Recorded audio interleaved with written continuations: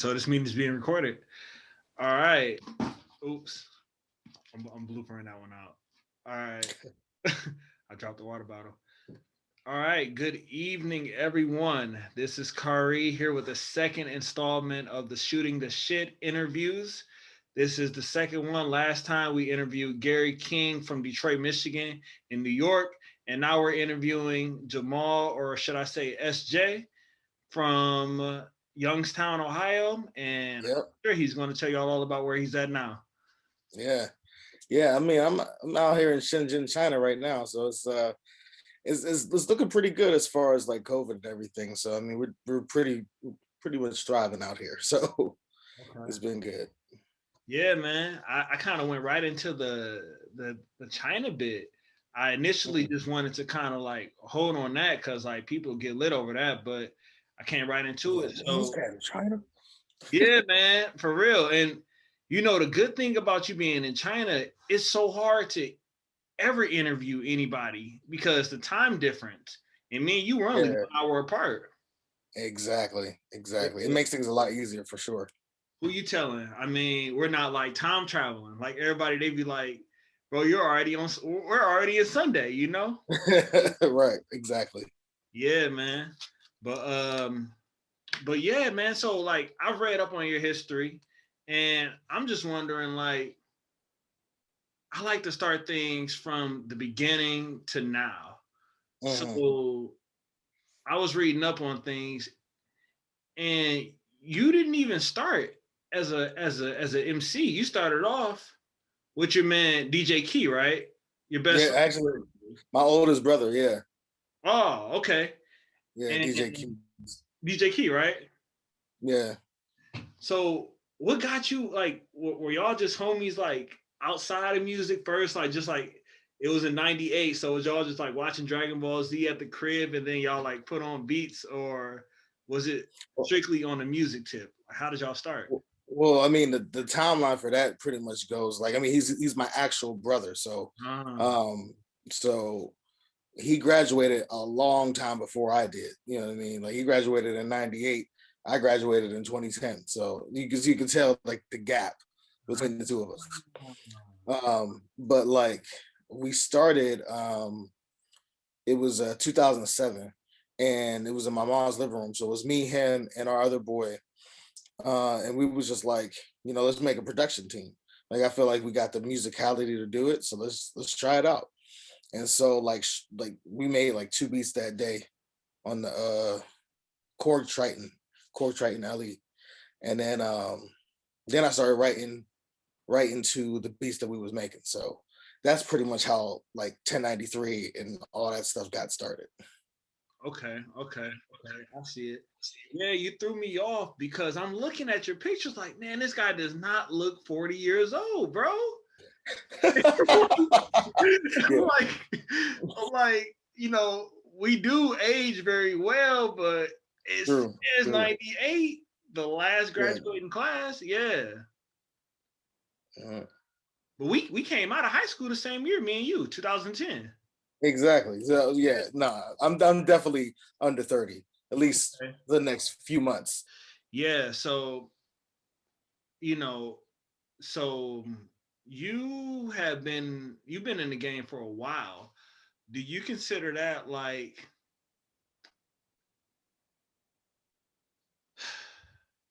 let me see. So okay, so yes, okay. So you and your brother, y'all started in Youngstown, Ohio, right? Yep. Yep. Youngstown, Ohio.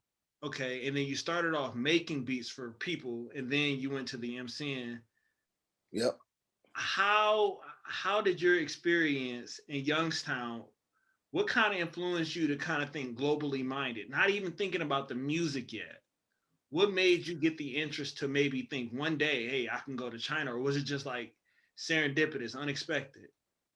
Well, like our whole philosophy is like thinking global. Like we were always thinking about being global even back then. We just didn't really have the means to do that back then because technology wasn't really that much available yet. I mean, this is like the birth of like the iPhone, the birth of Facebook. Like this is like when all of these apps started like coming into fruition. And so like we was already thinking about being global. And like for at least for myself, I wanted to I wanted to just keep making music that was at a higher level. You know what I mean? I didn't want to make music that was just like you could tell like, oh, this is somebody from some local cat made this. You know what I mean? I wanted it to be like at the highest level. You know what I mean? So like we just kept writing and producing as such. Um, like for me, when I first started, like everybody tried to clown me. You know what I mean? But years later, look where I'm at. So it just goes to show you, like, you stick to it, things are gonna happen.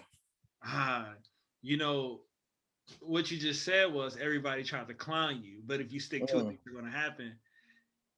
It made me think on your page's bio, you have the quote, shoot your shot by Wayne Gretzky. yeah, Well, you have the quote, you miss 100% of the shots that you don't take.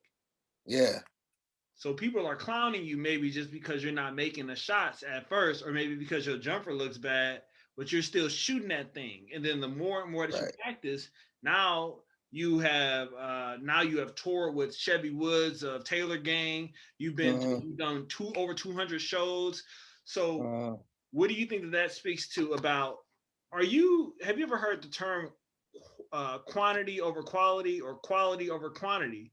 Which one do you think yeah. that new artists should kind of go with? What's your philosophy on that? Um, I guess for me, it really depends on the artist. You know what I mean? But I would say if you just like a regular artist coming out the gate, put out as much as you can, but stack up the Mhm. ammo first. You know what I mean? Like stack up like 20, 30 songs. That way you can choose the best ones. And then you start releasing the music because now you putting out your best work. Ah, okay. So I think it's quantity and quality, Yep. if that makes sense. Mm-hmm. Yeah, I agree with you there because sometimes I see, man, the dopest cats, the best MCs, and Hmm. they are so good and they have so Yeah. much material, good material, and they have not one song out on a streaming platform, man. And Yeah. yeah, and it's like they don't allow themselves the opportunity because nobody wants to get that. When you put your music out there, man. I saw a quote yesterday. It doesn't matter how fire it is to us. Somebody's gonna think, yo, this is garbage.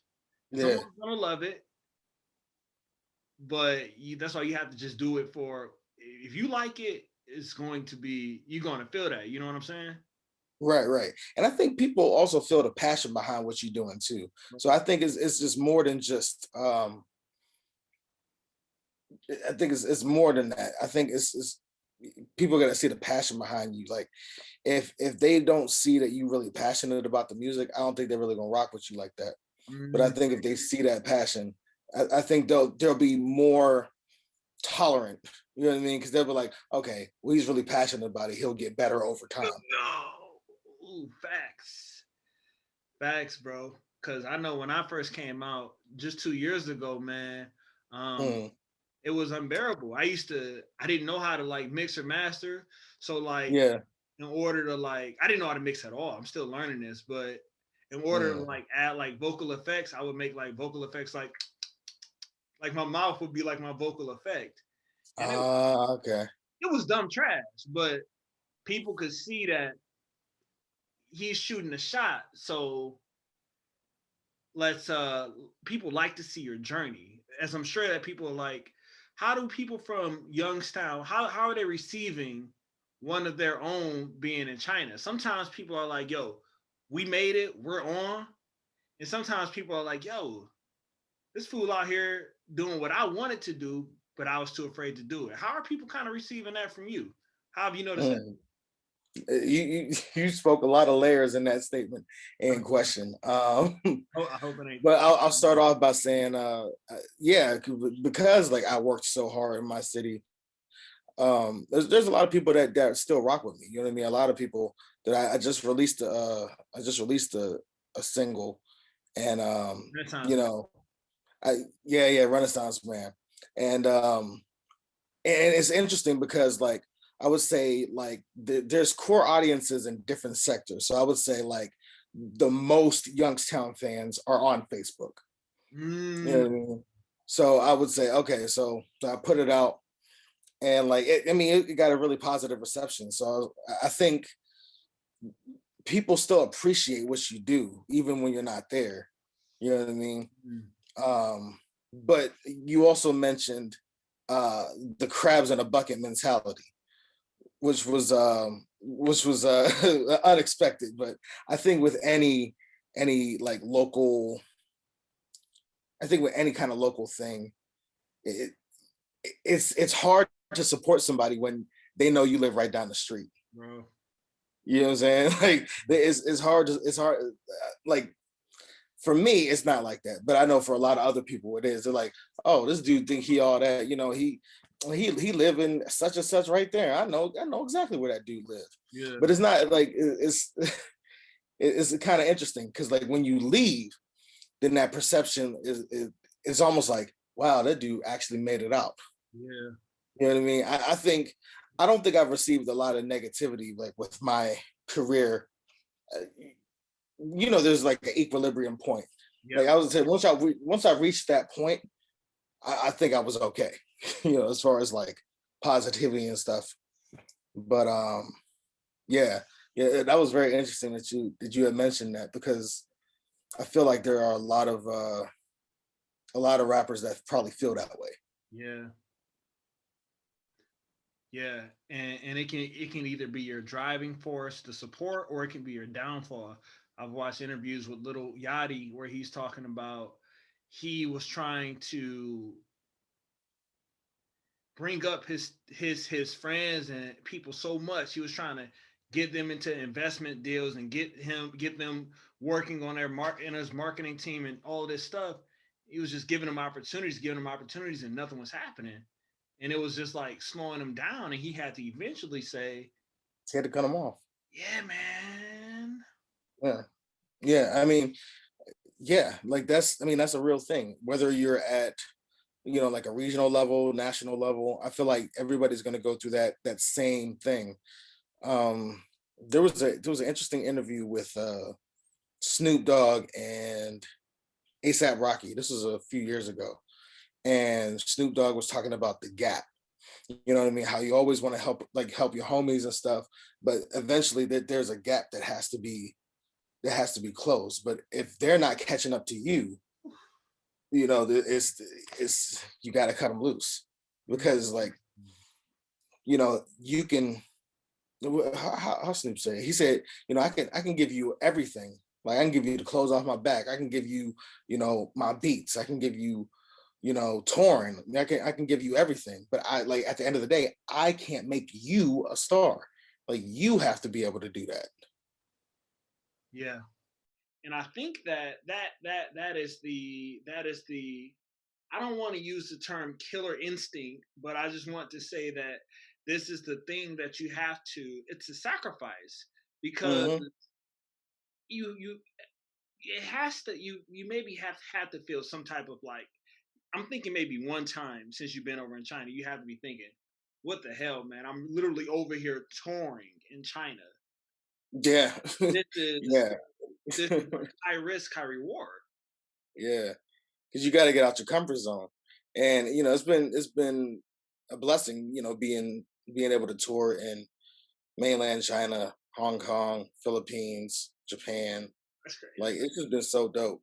Bro, that's You know crazy. what I mean? But sometimes like it really just requires a change in location. Sometimes like you could be the hottest artist, Boy. or you could think that you're the hottest artist in your city, but like if the people don't support you there, sometimes all it takes is just pick them up, put them in a different country or a different setting, and it's just like he just needed to be in the right place.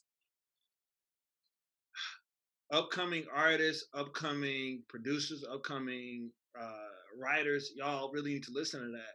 I was watching the video that you reposted on your stories. I don't remember this brother's name, but he was in Australia. He has locks. He's Oh, probably you talking about TJ? oh, he was Yeah, snapping. He was snapping, bro. He was going off, yeah, bro. yeah. TJ, he's the truth, man. We talk quite a bit. Yeah, I respect TJ a lot. He's Trap Beckham, Bob, a few other people, like he's their manager. Dang. Um, and we met like it's 2021, so damn, 5 years. Yeah, so yeah, we met 5 years ago over at A3C Hip Hop Fest, and he was doing a panel with a whole bunch of like industry like juggernauts. You know what I mean? Just like Ghazi from Empire, Wendy Day, who's like responsible for all of the major hip hop deals in history, or at least most of them. Mm. Him, man, there was a few other people too, but I remember those three specifically. And like he just had a lot of knowledge to give, and like so I started following him and stuff, and then watching his videos, and it's like if you don't really know him like that, you could think he comes off as like standoffish. But Uh-huh. once you get to know him, or once you interact with him, like you say, oh no, he's got everybody's best interest at heart. You know what I mean? Yeah. If you might not like how he says it, you know what I mean, but he's speaking facts. He's speaking facts, and it's like artists, producers, DJs, anybody that's creative, just listen to what he got to say because it's a lot of valuable information that he just giving out for free, just because he care. Craziness. Do you know his Instagram handle off the top of your head? TJ's DJs, TJS DJS. Ah, okay, perfect. Yeah, in the video that I saw, y'all, he was talking about in a lot of our home cities there is this crab in a barrel mentality, and it's it's like monopolized. Like, some people they have like complete they have the areas, or it's just like a lot of just competition and just fighting to get on the radio. And he Mm, said, if you go to Australia, if you go to Korea, if you go to Japan, you can go somewhere where you're the only artist there. yes, That's full monopoly, man. yeah. But you You can really take yeah. take things over, and that it's funny because that's why I reposted it because I was like, oh yeah, this is exactly what I did. Like I went to another country and I just hit the ground running. Just my first, I started off like just doing open mics. I kept doing open mics and stuff. I just kept being visible, and then eventually the opportunities started rolling in. So now I can afford to like give people opportunities now, which is like really really dope for me. I always promised myself if I ever got on, I would give somebody the next person as many opportunities as I can, especially if I see them like working hard and are a good person and all that stuff. Yeah, that's something that's key, man. Like, and I realized that like it, grinders respect grinders. You know what I'm saying? Like, Yeah, and most yeah, definitely. the but then the global grinders, it's a different kind of love, man. Like the global people, the people who have went to like a foreign land and have done that, they're really supportive of me. Like they Right. like tag me and stuff. They're like, because that shit isn't that's not easy. So look, so tell me this, man. So you said that you've been performing for that you've done over 200 shows. I've been on stage one time, man. And Once. what?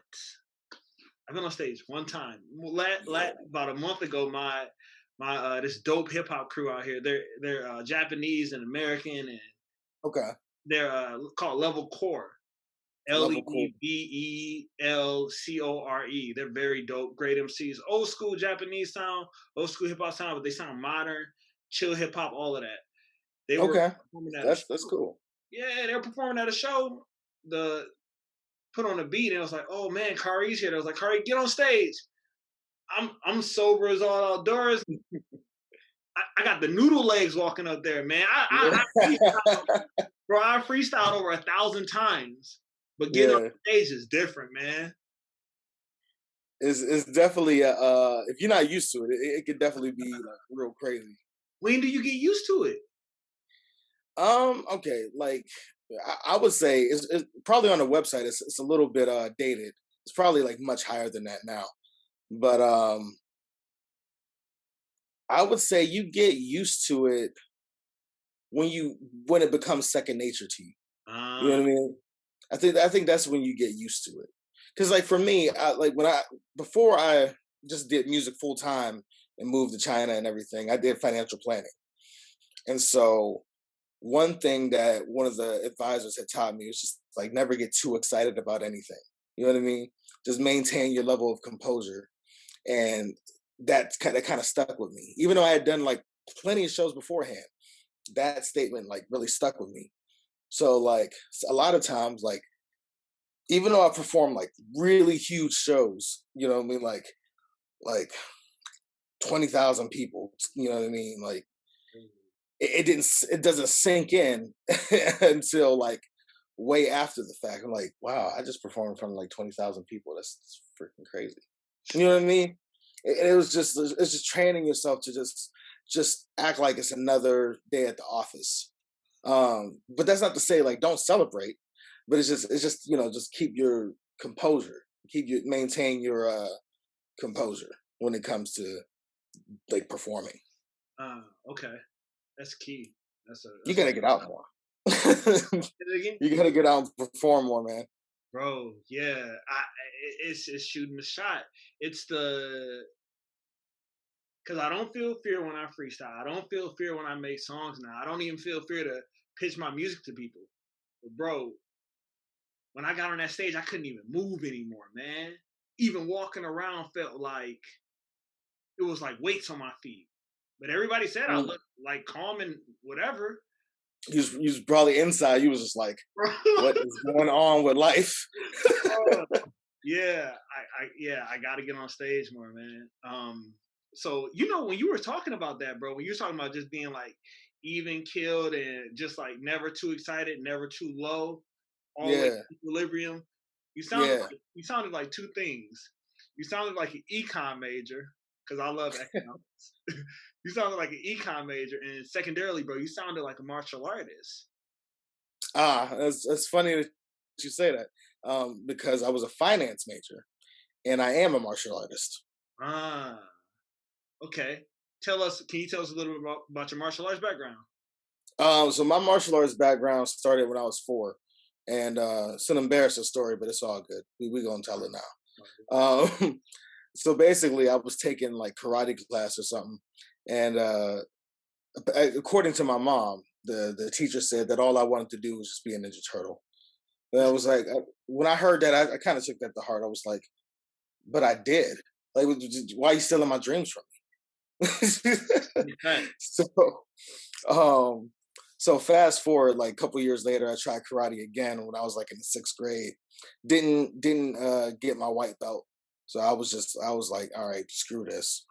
So I get to China out of all places, right? And so my boy Rosaire, he was like, yo, like my girl and I, we were gonna do like Taekwondo, but since she already has her gym thing going on, do you want to do Taekwondo with me? And I was like, sure. Like, what do I have to lose? But let me backtrack. So I also have like, so my second oldest brother, Diesel, he is a professional boxer, and he's actually getting ready to open up his gym next month. So yeah, so he's been boxing since 2004. Like that's when he went professional. Was in 2004, and so I learned a little bit of boxing from him. And then my boy Maverick, somewhere in China now. I don't know where he is, but he taught me a little bit of Wing Chun, so that was pretty cool.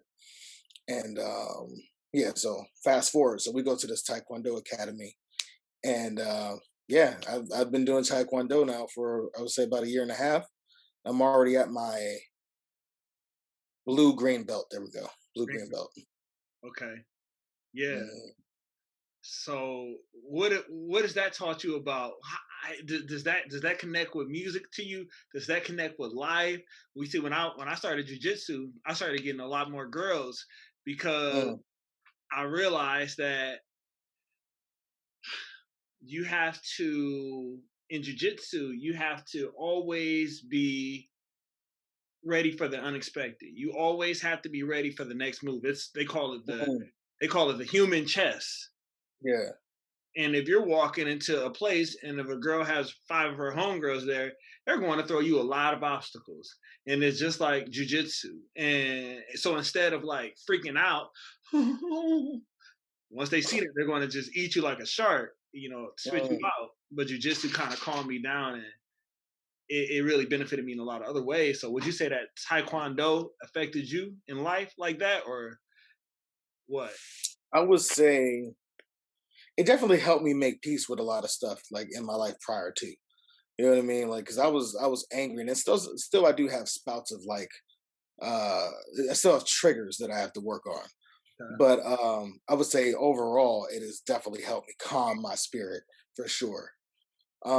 As far as other things like in life, I would say like it certainly helps you to be much more calm in situations. Like a lot of things don't bother me as much as they used to.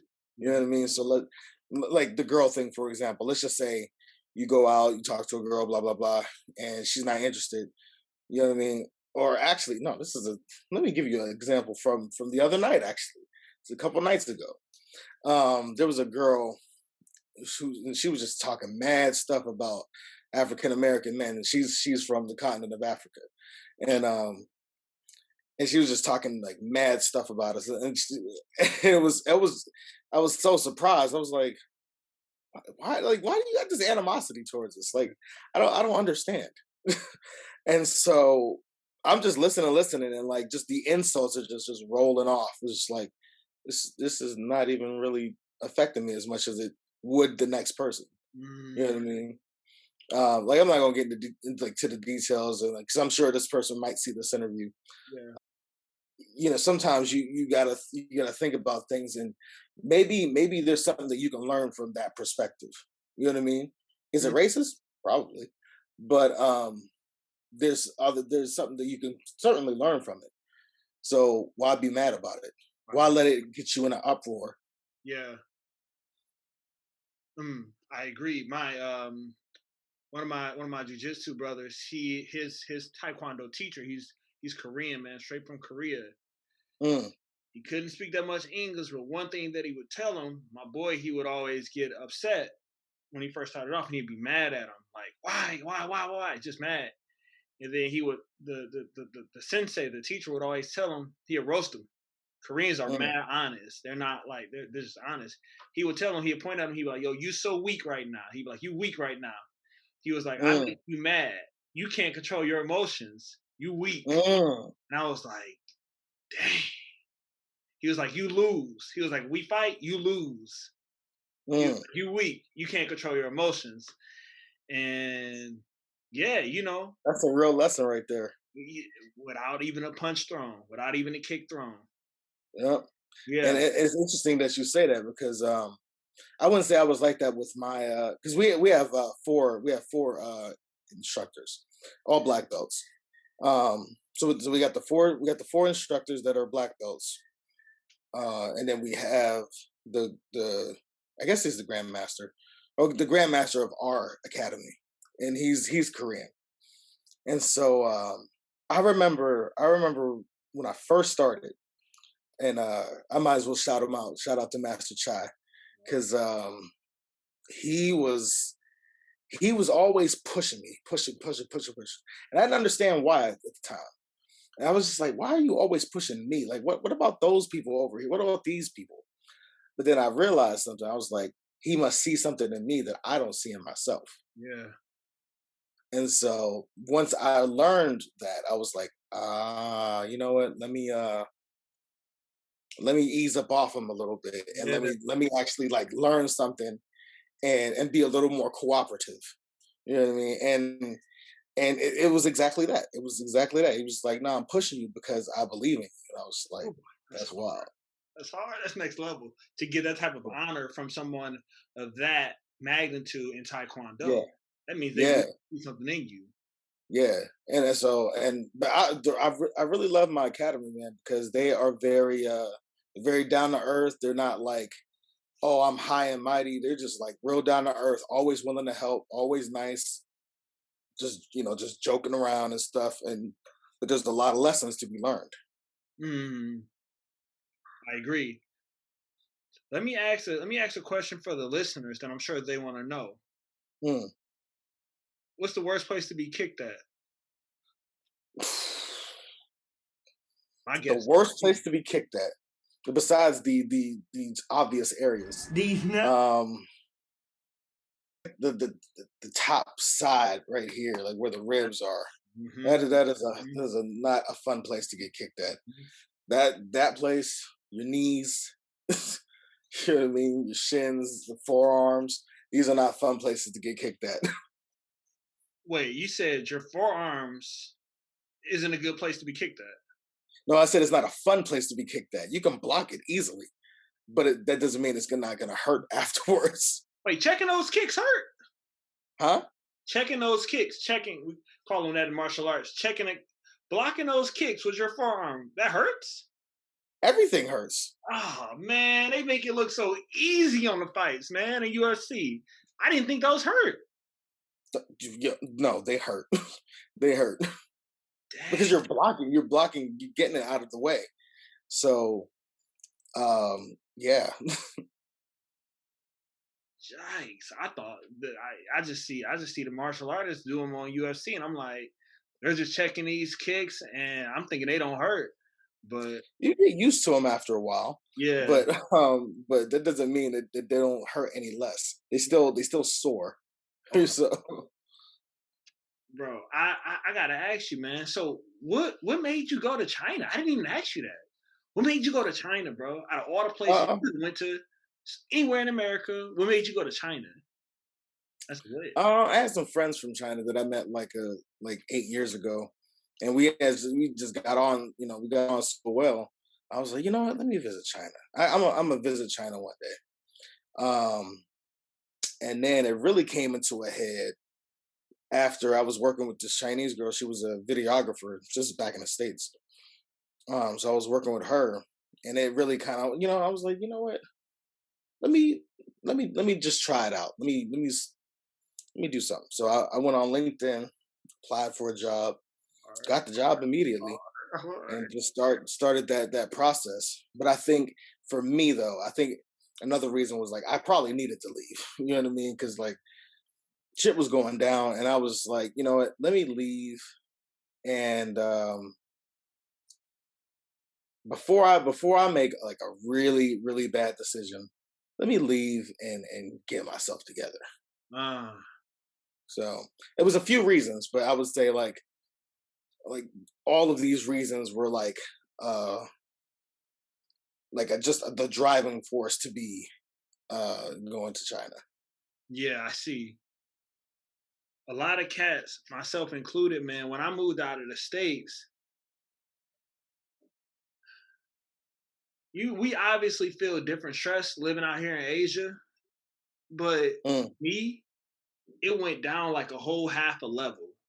Like mm, just the everyday stress, like people, Americans, Westerners, they always want it. Whenever they see me out here, they're like, "Bro, how's the racism out there?"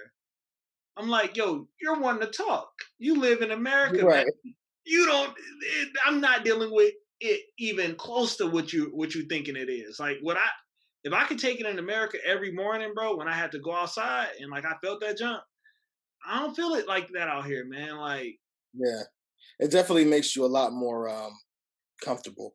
Makes you a lot more comfortable being a black man because you don't have to deal with all of the persecutions that you would normally have to deal with in America. mm, what's one that you notice is real different for me is like I get real turned up about like being able to sit in 7-Eleven, like, and people not caring about that. Like that's like a highlight for me, bro. Like sitting in Seven Yeah. Eleven for 30 minutes chilling. Yeah, and nobody bats an eye because it's not a big deal. Bruh.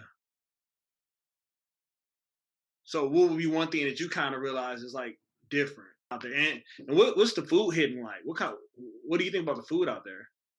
That's a two-part question. Yeah, yeah. I would say for me, I just didn't feel like I had to look behind my back all the time. Bruh, As you know, when you grow up in the hood, bruh. you have to look at your back all the time because you have to be like, well, is this today? Is today the day that I'm gonna have to like do something, or I'm gonna be cool? So that's for me. That was the biggest thing, and I say the second thing is you don't really have to worry about providing for yourself, if that makes sense. Mm, Because you're in a place that's in abundance of wealth, and they're willing to pay you for the skills that you have, i.e., teaching, rapping, producing, DJing, whatever other skills that you have. They're willing to pay for you to do that. And so that's another big thing. Because I remember when I left financial planning, before I just said, fuck it, I'm gonna do music full time. yeah. I applied to everywhere. Applied everywhere, everywhere. No one, no one would hire me. Even my friends wouldn't hire me. And I was just like, all right, well, you know what? Fuck it. I'm gonna just do this music thing full time. And thank God I did because it worked out. But I don't feel like I have to do that as much. I feel like now with the skills that I have, it, and being in a country where you can make a lot of money, it's Right. like you don't really have to worry about that anymore. You don't have to worry about going broke. Mm-hmm. What And it so for the second part of your question, um, there's there's a lot of good Chinese food. There's a lot of not so good Chinese food. But the thing that I like about it is that you have Western grocery stores, so what? you can buy like a lot of Western products and cook and all that stuff. So yeah, I would say it's definitely a lot cheaper than America for sure. Like fruit wise, because out here in Japan, man, one orange is like $3. I would say an orange, you can get 10 of them. No, no, three of them for 10 RMB. So three of them for a little over $1. What? Oh man, what a life, bro. That's like luxurious food to me, man. Out here, um, Mm. all I eat is bananas. Damn. And I hate eating bananas, bro. I hate eating watermelons in public too. I hate eating both of those Really? fruits in public, bro. Both are great for your health. I know, man. I know, bro. I know. But Yeah. nah, like you can't to buy a watermelon out here will cost you $9 for a small one. It'll cost you $12 for a small one, Like 900 yen? bro. Like 1,200 yen, bro. Like yeah, for That's like one wild. watermelon. That's wild. That's what it is. But you know what though? But I mean, Japan is expensive, so I get it. Yeah, I and would say, like, in terms of prices, I would say that Japan and America are very similar. hmm hmm I think that Japan is the America of over here. That's Mm, that's what I kind of gotten because like Tokyo's like the New York, you know. mhm. Yeah, that's the vibe that I gotten.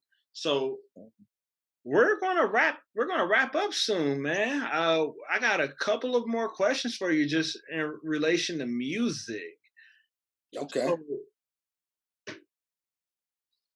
what would you say are your favorite genres? What would you say is like your favorite artist, a sleeper artist of yours? Mm. So my favorite genres, Yeah. I'd say hip hop is definitely on that number one spectrum. Okay. I like classic rock. I like anything that's Motown sounding. I Detroit. like I like film music. Film music is definitely that's another contender. Um, that might be it. Yeah, that might be it. Yeah, hip hop, classic rock, film music, and Motown. Okay. I love them all too, and I would probably say that our first two are in the same order. Mm. Yeah. You like Pink Floyd? Um, I see. I'm real selective about it. I like Dark Side of the Moon for its significance and the fact that it was like the first album that really paid attention to like the mixing process. Bruh. Did you, bro? They paid so much attention to it, bro. Yeah, that's who's. We used I'm trying not to be disrespectful in here. I can't remember what his name is though. The engineer behind it all. Uh, Sid Barrett, I David. can't. I can't remember his name, but he's Okay, a great engineer. that's interesting. Nobody like I never look at the engineers. I only look at the vocalist, the guitarist. I never looked at the engineer, but now I'm gonna start it. Yeah, Dark Side's crazy, bro. It stayed like on the charts for like 773 weeks or something crazy like that. Like That makes sense because it was. I mean, think of the sound was revolutionary at the time. revolutionary, bro. Nothing like that.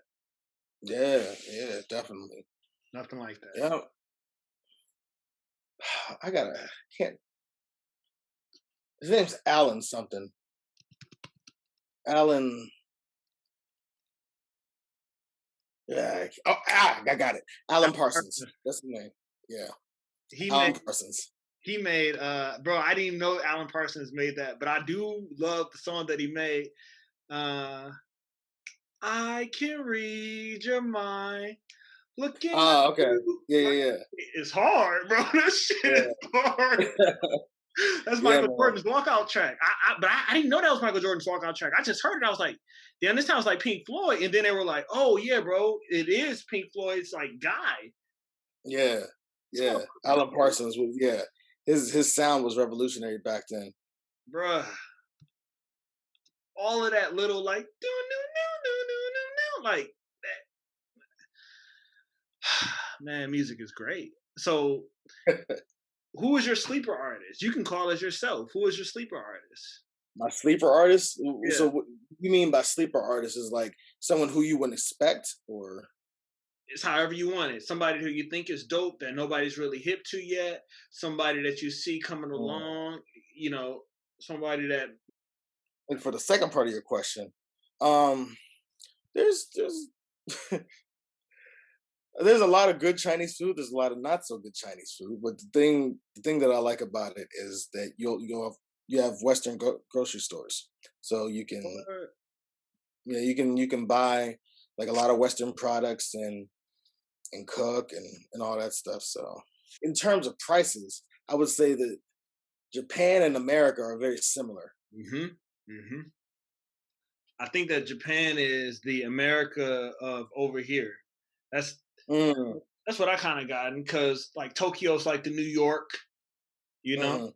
Yeah, that's the vibe that I gotten.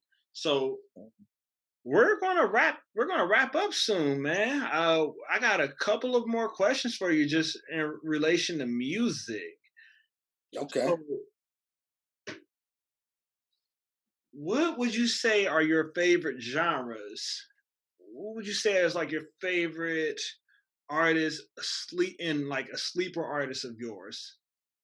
Mm. So my favorite genres, Yeah. I'd say hip hop is definitely on that number one spectrum. Okay. I like classic rock. I like anything that's Motown sounding. I Detroit. like I like film music. Film music is definitely one of that's another contender. Um, that might be it. Yeah, that might be it. Yeah, hip hop, classic rock, film music, and Motown. Okay. I love them all too. And I would probably say that our first two are in the same order. Mm. Yeah. You like Pink Floyd? Um, I see. I'm real selective about it. I like Dark Side of the Moon for its significance and the fact that it was like the first album that really paid attention to like the mixing process. Bruh. Did you bro, they paid so much attention to it, bro. Yeah, that's who's. We. I'm trying not to be disrespectful in here. I can't remember what his name is though. The engineer behind it all. Uh, Sid Barrett, I David. can't. I can't remember his name, but he's Okay. a great engineer.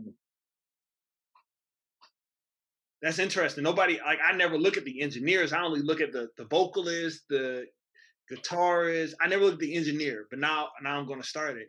Yeah, Dark Side's crazy, bro. It stayed like on the charts for like 773 weeks or something crazy like that. Like That makes sense because it was. I mean, think of the sound was revolutionary at the time. revolutionary, bro. Nothing like that. Yeah, yeah, definitely. Nothing like that. Yeah, I gotta can't. His name's Alan something. Alan. Yeah. I got it. Alan Parsons. That's the name. Yeah, He Alan made Parsons. he made bro, I didn't even know Alan Parsons made that, but I do love the song that he made. Uh I can read your mind. Looking at Oh, okay. you. Yeah, Like, yeah, it's hard, bro. That shit is yeah, hard. yeah. That's Yeah, Michael man. Jordan's walkout track. I didn't know that was Michael Jordan's walkout track. I just heard it. I was like, damn, this sounds like Pink Floyd. And then they were like, oh yeah, bro, it is Pink Floyd's like guy. Yeah, This yeah. motherfucker Alan goes, Parsons was yeah. His sound was revolutionary back then. bruh. All of that little like do do do do do do do like that. Man, music is great. So who is your sleeper artist? You can call as yourself. Who is your sleeper artist? My sleeper artist. Yeah, So what you mean by sleeper artist is like someone who you wouldn't expect, or it's however you want it. Somebody who you think is dope that nobody's really hip to yet. Somebody that you see coming mm, along. You know, somebody that maybe people are sleeping on. What do you think? Any somebody genre? that people sleeping on. An artist I think people sleeping on. I want to say Eminem, but obviously he's on the charts. But but people just been ridiculing him for such a long time. It's like I don't get it. I don't understand why y'all be like, oh, Eminem's did he said this and it was really like you can't deny his lyrical abilities. Yeah. Um, but I'm trying to think of somebody else who's a sleeper. A sleeper. You know what? That's a really good question. I'm trying to sift through all the albums in my head that I've been listening to recently. You know what? Nipsey Hussle. Nipsey Hussle may rest in peace. You know Mhm. what I mean? Like even after he died, like that's when a lot of people started finding out about Nipsey. And it's like me, I was a fan when he came out with that I'm feeling myself record with Lloyd. That's when I became a fan. I was like, I don't know who this dude is, but he gonna be something. And like slowly but surely, what I mean, he did the Crenshaw mixtape, which was like $100 mixtape. Then he did Mailbox Money, was $1,000 mixtape, and then he got his deal with Atlantic and released Victory Lap under a lot of the same pretenses. So I mean, his grind and the way that he did business and the way that he was like a modern day Tupac, to be honest. And he was just he died too young. He died too young. He was going. He had the path and met his unfortunate demise. It, But I say it Nipsey Hussle. Yeah, I agree. It makes me sometimes very happy that I did leave the states and that I did. As much as I love Detroit, it makes me glad sometimes that I did because I'm trying to do the same things in my own way, and I don't want to end up like that, bro. And that's what seems to happen to people, that Mm, try to do that, bro, because Nimsey was on a wave. Nimsey was talking about, you know, yeah, they'd be like, Nimsey, why are you wearing he'd be like, Nimsey, you like that jewelry? He was like, yeah, this is for the rapper image, but I would really rather put this in some real estate so it can become an asset, right. not a liability. I'm like, bro, this man he's holistically on the wave. They don't Yeah, yeah. he had it. He had it, and I was just like, I'm so glad and thankful that everybody in hip hop is not letting him go. Yeah. They're not letting his memory go without a fight. He just released a new record with him and Jay Z, and I Yeah. was just like, "Yup, keep doing it, Mhm. keep doing." It. I got my TMC hat somewhere around here, but I bought it at the marathon store. This is back in 2017, like a month after it opened. So Bro. me and my boy went to LA and we went to go check it out. And it was just really dope. Like everything that I'd seen in the videos, as far as like, them describing the store and everything, and then like seeing his dad at the counter. I'm just like, this is ridiculous. This is actually real. Like I feel like then that's what really made me feel like, okay, I can really do this. Like Yeah, I'm seeing this with my own two eyes. I can really do this. Like this whole hip hop thing. that's inspirational, bro. You just have to, That's yeah. yeah. Being there was inspirational. Like like to them, it was just another day, but for me, it was See, you see, like you know how much this means as a hip hop artist. Like this is crazy. and he's from Nimsy. Is Nimsy from LA or from Compton? He's from L.A. from Crenshaw, Crenshaw. right? Crenshaw. Yeah, Okay, yeah, Nimsy's from Crenshaw. So just to be a brother from Crenshaw, and then I think his dad was like what, Ethiopian or like an Ethiopian immigrant or something like that. Eritrean, Eritrean. Eritrean. Yeah. So Ethiopia and Eritrea, they're like one of the same country but split Okay, down. okay. Yeah, so to come here and then do that, and then like, bro, you can do anything literally that you put your mind to. But if you don't put your mind Yeah, to it, it's not going to happen. It's that simple. If you don't think facts, you can do it, you're not going to do it, bro. So, facts. in conclusion, two more questions. If you have to compare your style, your musical style, to one ice cream flavor, or one food, or one thing, man, what would it be? One ice cream, one food, one thing. What would it be? So okay, so one ice. If I were to compare my style, I would say I would say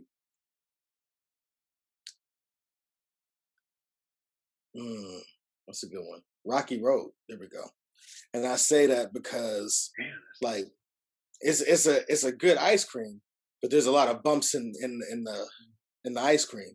Like, yeah. and that's kind of like my story, like and things that I rap about. You know what I mean? However you feel about it, I aim to make great music, but there's a lot of bumps in the road. You know Mm. what I mean? There's always going to be bumps in the road. And you talk about that on your track Trophies. You talk about that you just don't want mediocrity. You want to achieve the best result possible. You Yeah, so so I'm sure that you're gonna have to, like, in order to do that, you have to continuously put yourself in like different positions, and you just have to keep on shooting your shot. And do you have, I know that you just released Renaissance Man, but hmm do you have any new music coming out? Or but you see what's dope about 1093 is that you guys aren't just musicians. You guys aren't just rappers is what I meant to say. You guys have the musical band. The I wrote down the name of it, but you have three components, right? Or is it four? So like I said, I gotta update the website, but I do have a new band in the works. What you're talking about is the SJ Experience, but I Yes. actually have a new band in the works. Um, and then we got the production team, the Senate Hard, production team. hard, Um, and then we had 1093 Nation Radio, which is now Pearl City Podcast. hard, Um, hard, and then we got the label. So we got the label 1093 Entertainment. hard, and everything based in China. That's what I always wondered. Did the rest of your team move with you to China, or are you the 1093 ambassador in China? Yeah, so like everybody's back home. I'm the guy in China. Damn, the weight's on your back, bro. Not really. I mean, I feel like we've done good work over here so far. I just can't wait till this COVID thing is over, so they can come and see the Proof. benefits of our hard work. Uh-huh. Uh-huh. Yeah, that's hard.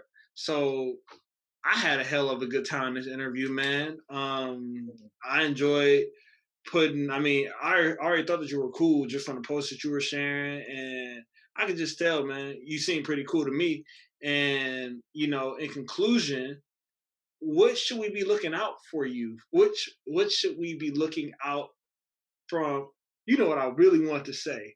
What should we Yeah. be looking out So to receive so from you? my whole thing is I'm my plan is to release a video and a song a month. So like a Ooh, single with the video a month. So ooh. I would say probably at the end of this month, just look for another single.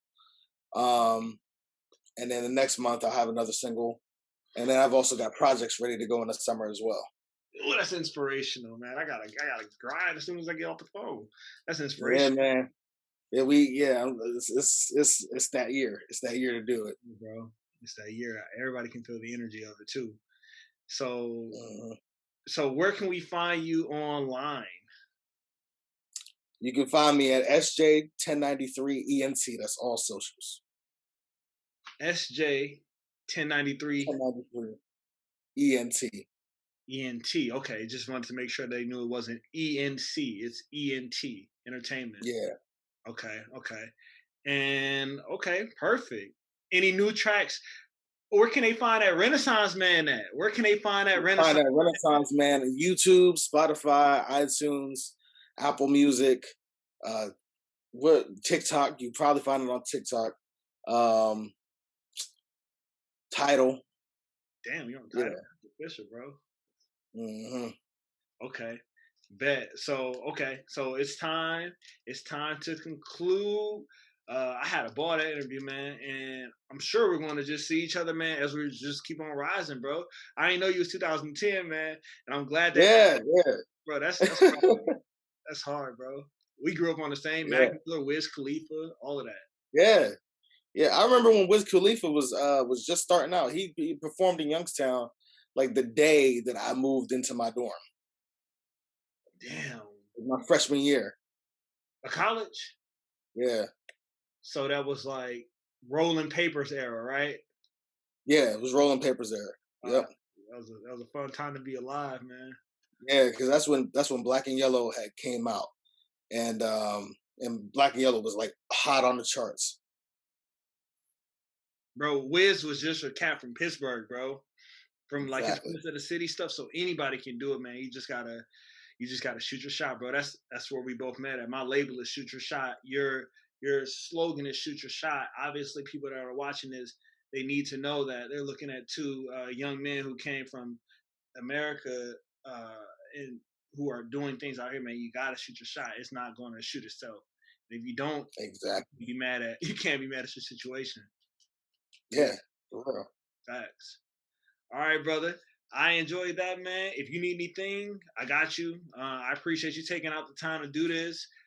Our Yeah. work is important in today's life, man. So I appreciate you giving me that. Oh yeah, yeah. No doubt, man. No doubt. All right, brother. I'm gonna call this one a wrap, and I appreciate it. I'm about to get to work, man. My man said one video, one song a month. I gotta get the grinding. Yeah, you got to get the grinding, man. Right, next page, bro, for real. Yeah.